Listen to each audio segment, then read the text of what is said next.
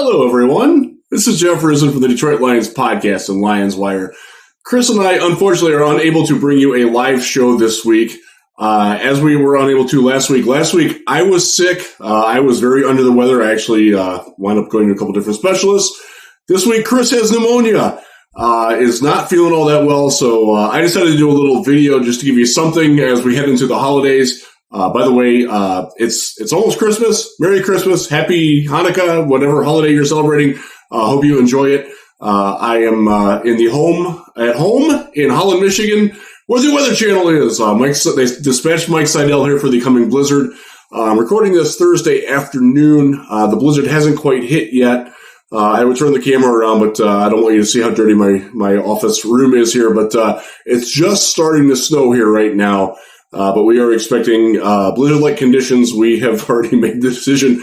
As a family, we're not leaving the house until at least Sunday night, if not Monday morning. So hope you enjoy the Lions. We get the Lions bonus early this week on Saturday. We'll do a little bit of a preview of that game and talk some more about some of the issues that are going on. So without further ado, this week's Detroit Lions podcast.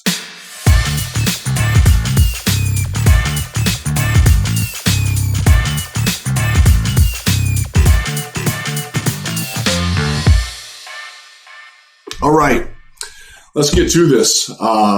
First off, many thanks for all the people that reached out last week. I was not feeling well at all. Had some underlying issues. If you watched the end of the St. Jude's telethon, you saw me suffering pretty badly. No, that was not sleep deprivation. That was not hunger deprivation. It was not a fun week. Let's put it that way. The week after that, but this is the best I felt since. So I'm doing good. I'm happy to be back with you. Wish we could do this live, but it is what it is. Let's talk a little bit about the Lions. I don't want to go too far back into last weekend, other than to recap a couple things about it. And these were things that came up sort of in the podcast Slack, which you can join $5 on Patreon. It's the best Lions, smartest Lions chat. And by the way, one of the friendliest. We get some really good people in there. Appreciate you all conversing with me and hanging out and just, like taking the topics into any number of different directions. It's a lot of fun to follow along, even if you're just lurking in the background. It's pretty cool. There's no trolling. It's great. So again, the Detroit Lions podcast Slack channel, Patreon, $5 a month. Get in it. Chris will get you set up, even though he's ill. He does have that ability. He's not dying yet. So get better soon, Chris. We miss you. We need you. So with that, let's go back to. Just a quick recap of the Jets game, and this ties into something that Big Bad Fab asked in the podcast topics of the Slack. He wanted to know, earlier this season we talked about the Lions having a very small margin for error in terms of games. And it was something that was a pervasive theme in 2021. He wanted to know if that's gotten better. And my answer to that is the Jets game proves that it has gotten better, because that was a game where the offense didn't play all that well. The defense was not at its best. They missed field goal. Normally, late in a game when you miss a field goal like that, hello, Minnesota, you end up losing the game. This game they won, even though they didn't have their quote-unquote A game. That's a really good development for this team, and that shows you that there's more talent on this team, that there's more cohesion, the talent is developing nicely. So, yes, Fab, the margin for error has grown quite a bit. It's still not where it needs to be. They still can't play a C game and win. Not even this weekend against Carolina. Not even next week at home against Chicago. You still got to bring pretty close to a good effort, but and a strong effort. But they've definitely improved enough where they don't have to do everything just right. Where not every break has to go their way. They have to get every call or every bounce of the ball in order to win, which was very much the case last year. That's a very positive development. And that reflects very, very warmly on Dan Campbell as a head coach and his assistant coach of former players who are they all embrace the teaching role and the player development role. And that's something, Chris and I have talked about that for some time. Something we talk about in the Slack. If you listen to me on the Huge Show this week and last week, really over the course of the season, that's one of the things that has been a pervasive theme that is going to keep going. And one of the other questions that comes up, which leads into this, very poor segue, sorry. I need Chris! Anyway, There's a lot of worries about Ben Johnson leaving this team, the offensive coordinator, after his brilliant play design to beat the Jets in a game that got a lot of national attention. I think that sort of that indicates, that there's going to be a lot of interest for him. Chris is steadfast that he does not think that Ben Johnson is going anywhere. I'm going to agree with him, but I will say he is going to get interviews. He's going to get looks. He's not going to be the only one, by the way, but I'm not terribly concerned that he will leave. But he's certainly an innovative young mind, and people are going to want to get on that. The move to the young offensive guru has kind of waned a little bit, with the Sean McVay, the Zach Taylor, those sorts of guys. They sort of fallen out of favor, and a lot of the recent more coaching hires, easy for me to say, haven't been more defensive. I think you're going to see Arthur Smith also fits into that category, the coach of the Falcons, being plucked from Tennessee as their young offensive coordinator. Kevin O'Connell in Minnesota too. I think the trend is going to switch more towards defense. I also think that Aaron Glenn is still more likely to get hired as the head coach this offseason than Ben Johnson. I also think that Deuce Staley is more likely to get hired as a head coach this offseason. A lot of that has to do with their experience, their managerial skills, the way that they showed at the Senior Bowl that they can run the show. Staley was the head coach there. Aaron Glenn took on a bigger role. Staley is the assistant head coach. He is being groomed to be a head coach. Don't think that the Lions aren't hopeful that will happen for him. One of the things that I'll hit on Chris's theme here. Since he's not here, I'll hit on this for you, buddy. Servant leadership, the idea of promoting people for the good of the people. That's something that this organization feels very strongly in, and Deuce Staley is going to benefit from that. I think he will be hired as a head coach this offseason, and we'll be looking for a new assistant head coach and running backs coach. That assistant head coaching job, that's a carrot that you can give to somebody like Ben Johnson, like Kelvin Shepard, like Antoine Randall L., like any number of coaches that you want to hold on to and keep, but are going to be looking for, like, hey, I can get an interview here. What are you going to do to keep me? That's a chip that the Lions can play, and it's absolutely nothing at all against Deuce Staley. I love Deuce. I think he's a fantastic running backs coach. I think he's getting a lot out of his unit, though it hasn't shown lately. I think he's a very good leader, and I think he's a very integral part of what they're doing. But if he leaves as the assistant head coach, I'm not too worried about the running back coach part, and the assistant head coaching part. That might be as valuable to keep a guy like Ben Johnson or Kelvin Shepard or even Aaron Glenn or Brian Duke or the defensive backs coach who's starting to get some attention around the league as well. That could be a chip that you can play for them to keep them. So keep that in mind that is something that we're going to have to deal with. And this is something, like, we're going to have to get used to this as Lions fans. We are not used to having coaches leave for better, bigger, and better things because they've performed so well in Detroit. It's been a long time since that happened. It's a very happy problem to have, but it's a problem that we will have to face. That's more for the offseason, though. But get back to being on track here. One of the big topics in the Slack, the Pro Bowl. Frank Ragnow made it. This is an interesting one because he's the only Lion that made it. A couple of weeks ago on Twitter, I made the case that Jonah Jackson was the Lions' best offensive lineman, and I kind of still believe that. I have not seen Frank Ragnow at his 2020 dominant best yet. Look, he's playing through a foot injury. It's been very difficult on him. He's soldiering through it. He doesn't quite have the range that he used to. This is a testament to how well he's playing, that he still makes the Pro Bowl, even though he's clearly not 100%. Now, Pro Bowl, there's a lot of things that go into the Pro Bowl. It's fan voting, it's coach voting, and it's player voting. Kirby Joseph, as an example, won the fan vote at safety, didn't even make it as an alternate. And we'll get to the 9 alternates for the Lions in a second here. But back to Ragnow for a sec. Now, this is a guy, he's benefiting in part because the NFC center class isn't very good. Or like, name an NFC center. Challenge. Do it. Frank Ragnow's probably going to be the first name you think of. And a lot of that is reputation, and he's earned that. And I won't say that his play has not earned a Pro Bowl spot, but it's interesting that he's not having his greatest season, and he makes it. But again, there's a lot of machinations that go into the Pro Bowl.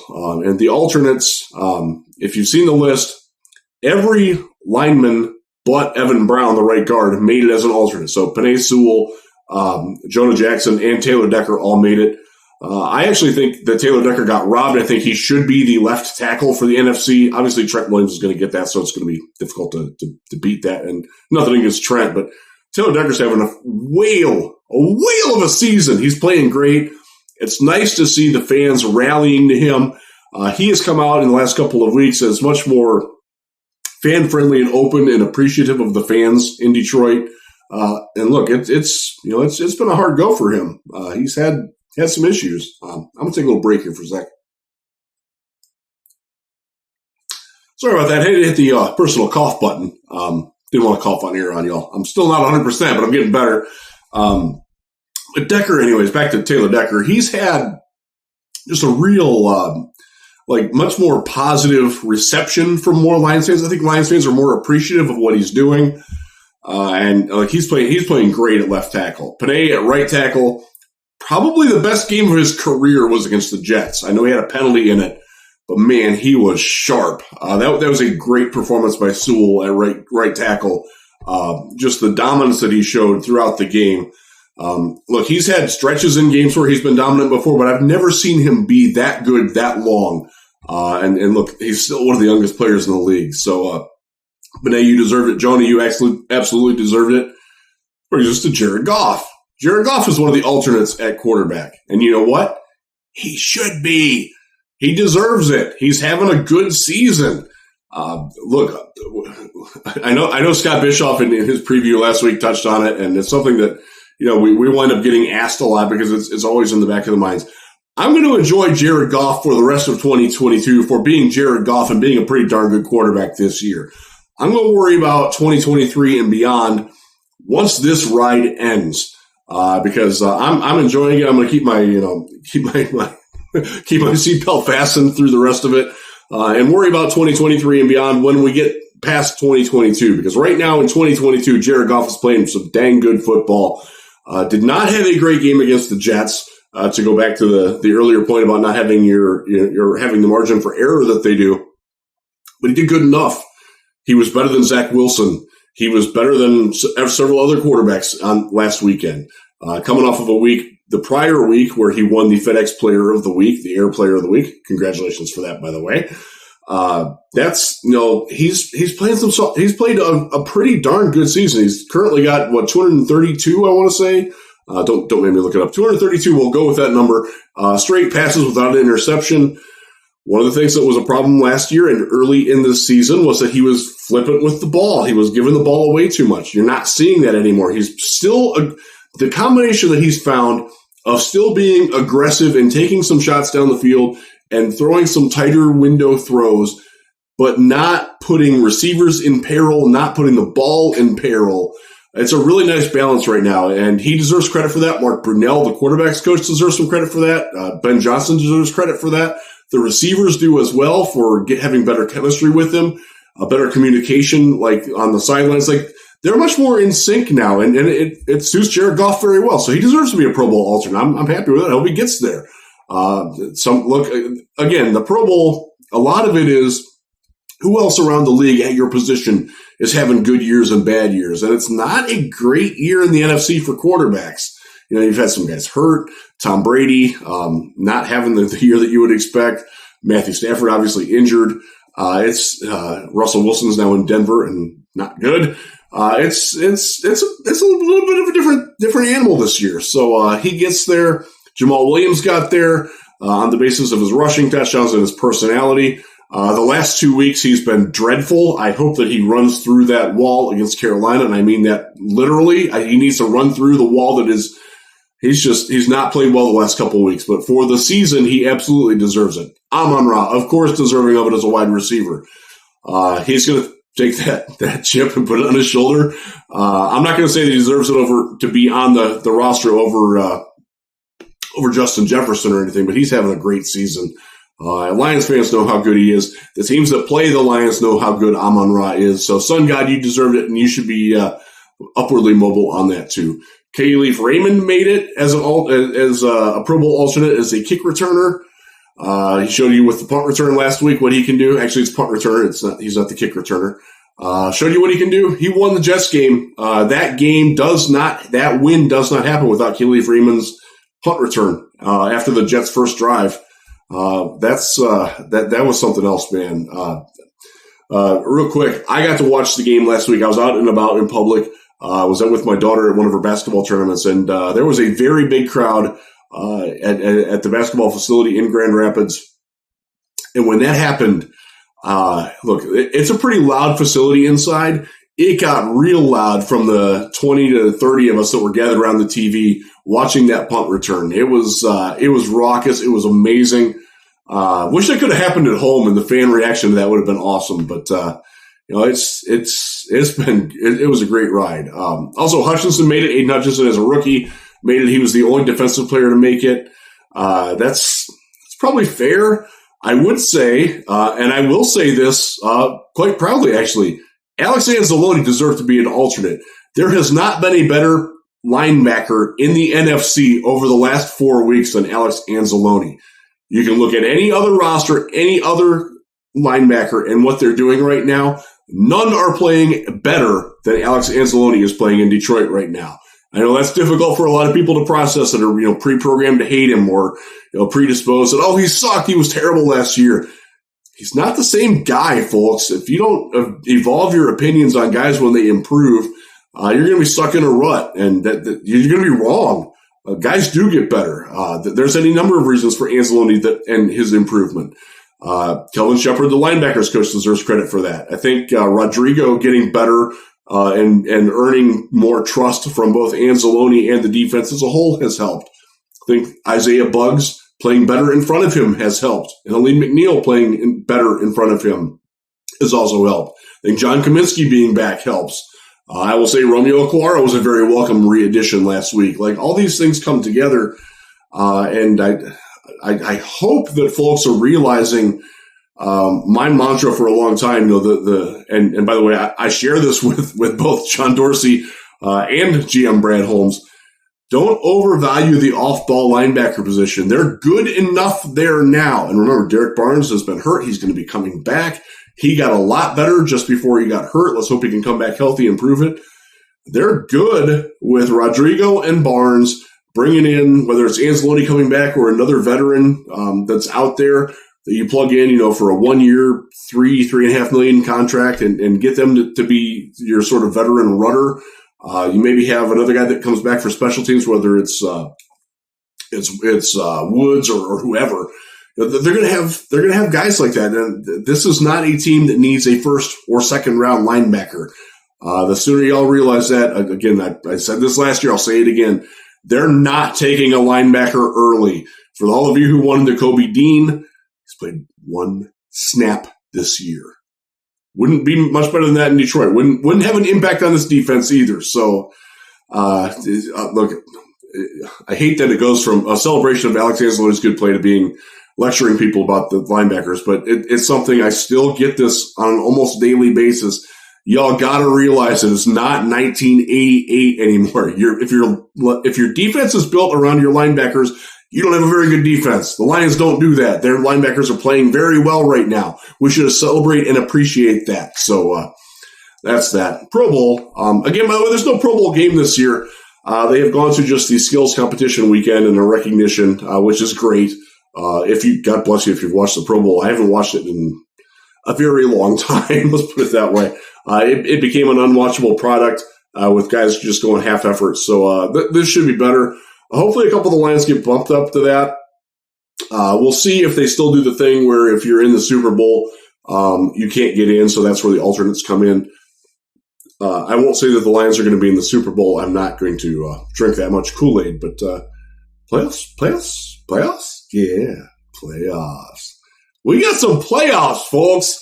We win this game on Saturday in Carolina, and the Detroit Lions can absolutely win that game, and I expect them to win. Spoiler alert, I'm picking them to win.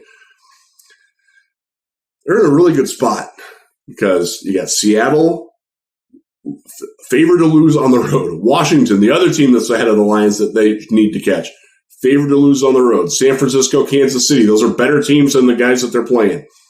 Lions win, they got that number 7 spot. You got Chicago coming up. week 17. There's 18 weeks now. It's confusing. I know. Lions win that game. They actually have the potential, if Seattle loses that week, and they could. They haven't been playing very good football lately. The Lions could actually clinch going into week 18.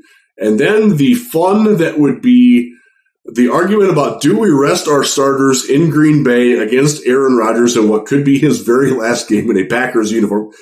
For all we know, it could be his last NFL game. That's going to be a very fun discussion to have, and I hope we get to have it because that's going to be great. Let's look at a couple other things here.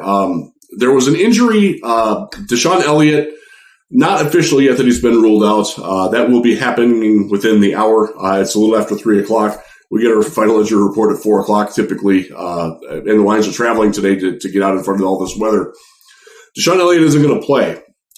And Justin Rogers, our friend from the Detroit News, has hinted at it a couple of times this week, and he asked the question in the press conference today. If you watched Dan Campbell's press conference, there was a question asked about Ifeatu Melifonwu and what his status is, where it's at. Justin asked that, and I feel comfortable in channeling Justin here. I think that Justin is on to the fact that Iffy's going to start in place of DeShon Elliott. I don't know about that. I'm not real comfortable with that. We have not seen him. CJ Moore has filled in the past. Juju Hughes has filled in the past when various whether Kirby's been out, whether DeShon's been out, whatever. The fact that they would go to Iffy is a little surprising to me. It's a little disappointing isn't the right word, because I don't want it to seem like I'm disappointed that they are giving Iffy a chance to prove himself. But this is a must-win game. Like, meaningful football in December means that you don't really have a lot of time to experiment with these guys. Like, if he hasn't shown it to you, like if he hasn't even been able to come in as an injury replacement during the week, doesn't say a lot for how much the coaching staff and how much the team has confidence in him. So I'm very curious as to how that's going to play out. So that is something to definitely watch this week. I'm still personally expecting CJ Moore, but Justin is not alone in this, by the way, in thinking that we're going to see a lot of Iffy this week. How that plays out against a Carolina team that is hit and miss with their offense is probably the best way to say it. And where DeShon specifically has been very good is in run support, in crashing the run. That's not what Iffy does well. We're not sure what Iffy does well, other than being a good athlete when he's healthy. So that's going to be very interesting to see what happens with that. Other than that, the other injuries, look, Ragnow was back at practice. Derek Barnes was back at practice. I'm not worried about them. I think the offensive line should be a full go. It doesn't seem like Awosika was back, so you're going to be out your top reserve guard. Hopefully you don't need that. I don't know. It's shaping up to be pretty good. One quick look. So I assume, actually I haven't checked yet, but I assume that Scott Bischoff is doing a more in-depth preview. So I'll just hit on the Panthers really quick. And one of the reasons why I really like the Lions, it ties in with Iffy playing and with the linebacker play that we just talked about. Their run offense is schizo as hell. I checked these out and I wrote them down. So, week 14, they ran for 223 yards. Week 15, last week, 21. That's the first time this has happened. Not their first rodeo with the wild variance in rushing output. Week 10, 232 yards on the ground. Week 11, 36. They are all over the place. They never have a game where they rush for like 80. It's always like 185 or 30. Like, there's no happy medium with them. And look, I know Deontay Foreman, their top running back now that their injuries and McCaffrey are moved around. I covered Dante when he was with the Texans. He was a third round pick back 2017, 2018. He's a guy that if he has a hole in front of him, he's going to hit it. He's going to hit it hard, and he's going to hit you hard. But he is not. He's not a guy that's a game breaker necessarily. They don't run. Sam Darnold, the quarterback, doesn't run. This is why I'm confident about the Lions. Last 6 weeks, the Detroit Lions. I wrote it down here. Notes, folks. 2 running backs, 3.4 yards per carry to running backs over the last 6 weeks. Number 2 in the NFL to running backs. Quarterbacks skew that. Like they're still not good at stopping running quarterbacks, but when running backs are running against the Lions, they've been damn good lately. I'm pretty solidly convinced that they will stop the run, make Sam Darnold throw. Look, it's going to be cold out. As much as people want to talk about Jared Goff being a California guy, Sam Darnold's a SoCal guy. It's a guy who went to USC, not used to being in the cold all that much. I know he played in New York. He didn't play very well. This guy, I mean, we want them to throw the ball. Now they're not without their weapons. They do have some things that they do, but I really like the Lions' defensive chances to win this football game, even if the offense isn't clicking. Do I worry about the defense or the Carolina defense a little bit? Yeah, Brian Burns is a good player. Frankie Louvu is a very good player. Lions fans probably don't know much about him. He's good. He makes things happen. He's a catalyst type of athlete, and Carolina seems to use him pretty well. Especially since they made their shift to Steve Wilkes as their interim coach. So not without some peril there. I think this is a game where J-Mo comes in. It's on the notes that I didn't cover it. My bad. Wrote this at Lions Wire this morning. It was something that Ben Johnson talked about yesterday about why J-Mo isn't getting more work. And he basically explained it. And it's something that I think they talked about on the postgame show last week. I was in and out on that. So forgive me if that's incorrect information, but I seem to recall that. But it's basically the chemistry and the timing between Goff and Williams. They aren't there yet. If you watch the game, you saw it. Like Jared has to learn to throw the ball earlier before J-Mo gets open and just rely that J-Mo is going to get past the defense and get open. And if you miss it, you're going to miss long, and that's okay because then nobody's going to catch it because ain't nobody getting past J-Mo down the field. I think you are going to see more of him. I think you're going to see a little bit less of him down the field. I think you can see him doing a little bit more of the let's run him on an 8-yard out and see if he can get out in space one-on-one and break a tackle and make a miss. I think you are going to see a couple of opportunities for that. Maybe a little birdie might have told me that's something that you could look for this weekend. But that's just the weaponry that is at Goff's disposal and his comfort in using any and all of it. I mean, look, they drew up a game-winning play last week for Brock Wright, the same Brock Wright who dropped the first pass on that game-winning drive. If that doesn't tell you that Jared Goff is at peace with throwing to whoever is open and capable of finding who's ever open behind an offensive line that can protect him, and I do think they'll protect him from Brian Burns and Frankie Louvu. It's interesting. Derek Brown comes up a lot as a guy that the Lions fans wanted, and the Lions fans sort of fear. He has 1 sack. He has 5 tackles for loss this year. That's less than Isaiah Buggs. That's less than Aleem McNeil. He's a good player. He's not an impact player. If you're worried about him, don't. Look, he's a good player, solid, very good to very good in that range. But he's not this, this isn't Javon Hargrave wrecking the interior. This isn't some of the other guys that we've seen this year who are really, really good. He's just not that kind of guy. So I'm pretty confident that the offensive line will hold up. I like what I saw from pass protection from Justin Jackson last week. Jamal's still very good in that if they use him in that capacity. Jason Kabinda, who somehow made it as a Pro Bowl alternate, I don't know, man. I don't get that one either. Other than there's just not many NFC fullbacks other than Juszczyk out in San Francisco. So I think that Goff is going to have time. He's going to miss a couple throws. That's who Jared Goff is. But I think he's going to hit enough against a secondary that's good but vulnerable to teams that can spread the ball around. That's been their MO all year. If you have one receiver, they're pretty good against you. If you have any number of weapons, and the Lions have that with Amon-Ra, with Shark coming back very well lately, Josh Reynolds playing better. They're not afraid to throw it to Swift or Wright or Zylstra or anybody, J-Mo coming in. I think that breadth of weaponry is going to serve Jared Goff very well this weekend. I think the Lions get that win. Real quick, I'll wrap this up with playoff talk. Yes, it's real. It's fun.